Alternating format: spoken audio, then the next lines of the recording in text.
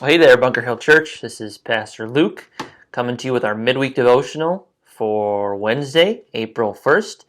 And as you can see, I've been doing a little bit of work to my set here. I think it's pretty awesome. I found this sweet sign out in the garage. This used to be out on the highway, apparently, Route 27, telling you the way to Bunker Hill Church. So I have stolen it, and I think it looks pretty good. We're looking pretty cozy, pretty homey here.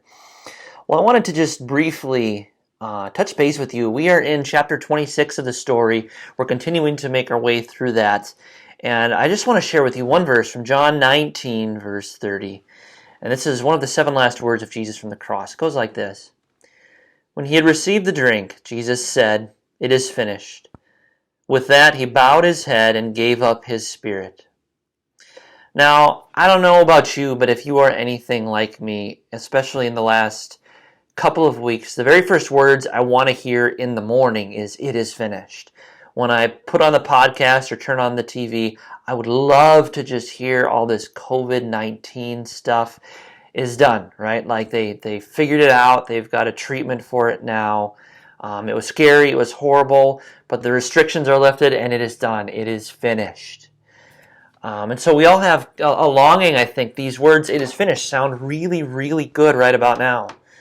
It's interesting, the Greek word that Jesus uses here is tetelestai, and the tense of this verb is the perfect tense, which is important because the perfect tense describes a completed action whose consequences are ongoing. And what that means for us is that Jesus isn't just saying it is finished, like this is over and done, it's, this is something that's in the rearview mirror. No, he's saying it was finished then, it is finished now, and now, and now, and now, forever and ever and ever. Tomorrow and again and the day after that. There's never going to be a day when it is not finished.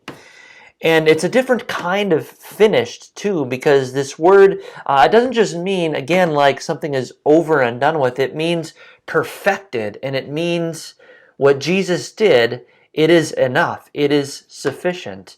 The word has to do with completing a mission that you set out to begin. And so what Jesus is saying here is it's not just complete, but my mission that I began has been brought about to completion. And it is so hard for us to believe these words in our day and age. It is finished, because we look around us and we see all of the pain and all of the strife and the social distancing, people running out of work, people, the unemployment rates, just going through the roof. And we say, no, it's not finished. We're just getting started here. We have so much more work to do. All these forces of darkness and of evil and of COVID, like they're tearing this world to pieces. It's not finished.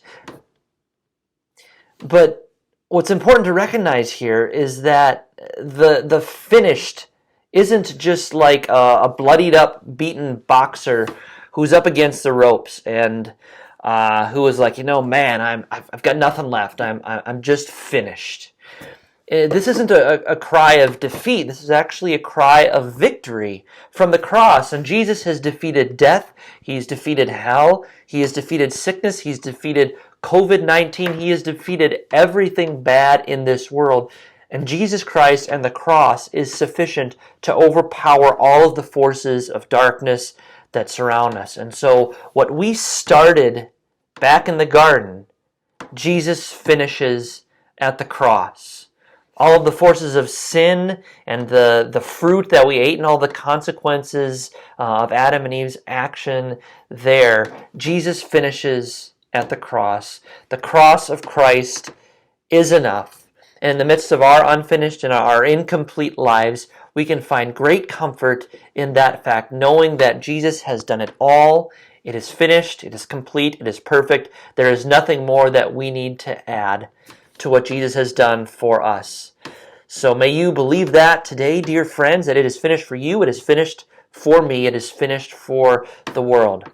Blessings on your week.